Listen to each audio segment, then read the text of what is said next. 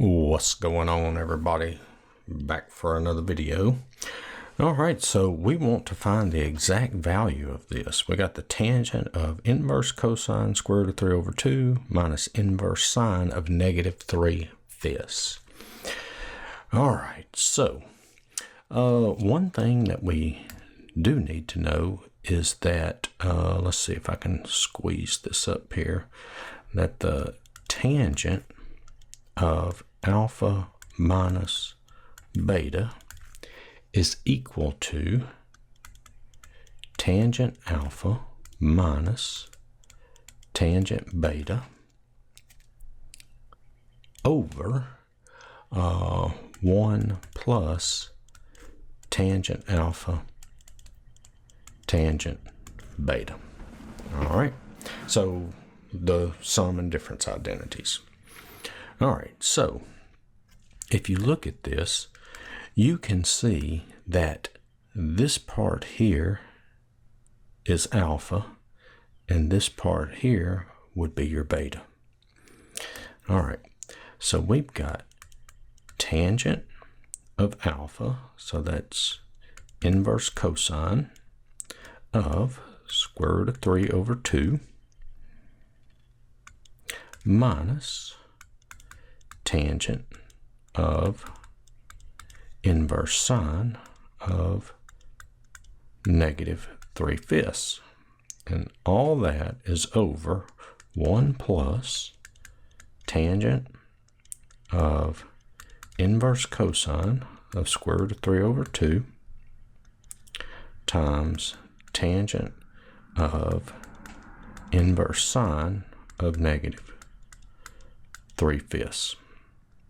All right, so what we've got to do is we've got to figure out values for this term, this term, this term, and this term. Well, I mean, these two are the same and these two are the same, so it's just two we have to figure out.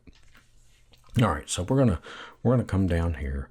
So let's look. This is gonna be, well, I guess not off to the side, but we'll erase it after we do it so we'll have room to work. So let's do the tangent of cosine inverse square root of 3 over 2. All right. All right, so this is going to be the tangent of, now what's the inverse cosine of square root of 3 over 2? It's positive, so we know our solution is in the first quadrant. Well, the inverse cosine of square root of 3 over 2, well, that would be the cosine of 30 degrees is square root of 3 over 2, right? So that's 30. And then the tangent of 30 degrees is square root of 3 over 3. All right, so I'm going to put this up here. So let's just write tan of cosine inverse square root of 3 over 2 is equal to square root of 3 over 3. All right, so we can erase that, but we'll have that number up there. All right, now we've got to do this one. We've got to do the tangent of inverse sine of negative 3/5. All right. All right, so for this one, we're gonna have to do our triangle here. All right, so the inverse sine of negative 3/5. Well, the negative 3/5, we know we're down here in the fourth quadrant because remember, inverse sine is in the first and fourth quadrant. It's between pi over 2 and negative pi over 2. And tangent is negative. Sine is negative down here, so we know we're down here. All right, and then we know sine is, well, let's write it out like this first. We're going to let theta equal inverse sine of negative 3/5. So that means sine theta is equal to negative 3/5. And we know that sine is y over r. So this is going to be negative 3, that's your y, and then r is 5. And we need to figure out what x is. Well, we know it's a 3, 4, 5 triangle, but look, do the Pythagorean theorem. 5 squared is equal to x squared plus negative 3 squared. So 25 equals x squared plus 9 x squared is equal to 16. So x is plus or minus 4, but we know we're going to use the 4 because we're positive here on the x-axis.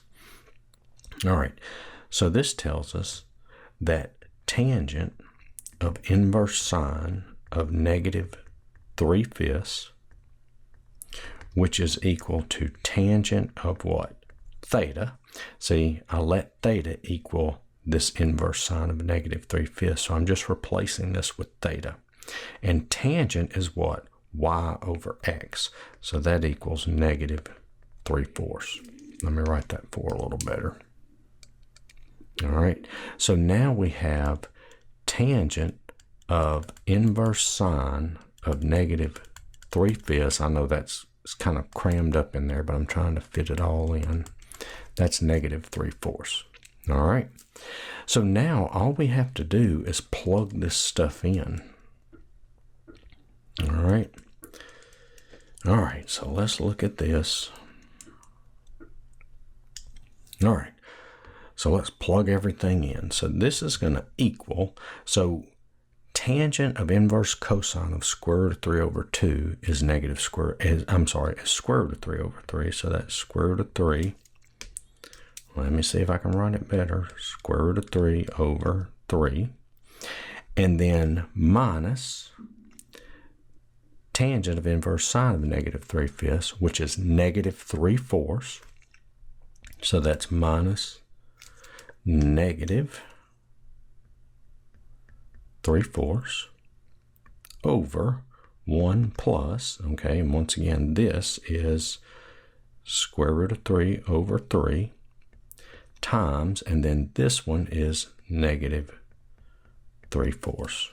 And this is a plus sign here. All right, so we get square root of 3 over 3 plus 3/4 over 1 minus, because of minus, a negative times a positive is a negative. That's 3 square root of 3 over 12. All right. All right, so let's simplify this. So this is a complex fraction, so we can look at this as 1 over 1. So we're going to get the common denominator of the 12, the 1, the 3, and the 4. And that common denominator is 12. So we're going to multiply each term by the common denominator. And this is going to give us 4 square root of 3. Because that and that cancel, we're left with 4. This and this cancel, we're left with 3. So that's going to be plus 9 over.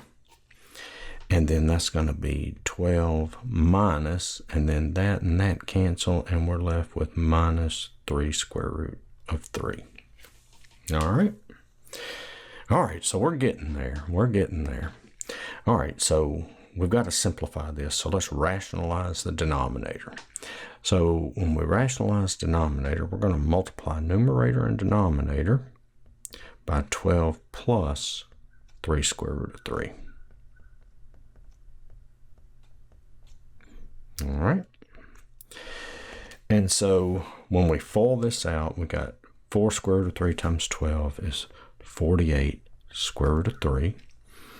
And then this times this is going to be, that's going to be, let's see, that's 12 times 3, it's at 36. All right, so now let's see, we got the 36, and then 9 times 12 is 108, and then 9 times 3 square root of 3 is 27 square root of 3. And this is all over. Now, when we multiply this, this is a minus b times a plus b, which is a squared minus b squared. So a is 12, so 12 squared is 144 minus, and then b squared, 3 square root of 3 squared, so 3 square root of 3 squared, that's going to be 9, 3 squared is 9, square root of 3 squared is 3, so that's going to be 27. All right. And let's see, 144 minus 27 is 117. So let's see, let's see, we got 48 plus 27 is 75. So that's going to be 75 square root of 3 plus 144. 36 plus 108 is 144, and then 144 minus 27 is 117. And believe it or not, 3 divides into each one of these numbers here, the 75, the 144, and the 117. 3 divides into each of those. And so here we would be left with 39. Here we would be left with, I believe it's 48. And this we would be left with 25. And so this is going to be 48 plus 25 square root of 3 over 39. And that's your exact answer. And all I did, I wrote the 48 first and then the radical second. You don't have to, but that's just typically how you see it. All right, so it wasn't too bad of a problem, but I hope you enjoyed it. I hope you learned something. Check out my other videos. Give me a like, share, subscribe, comment, and I will see y'all in the next one. Later.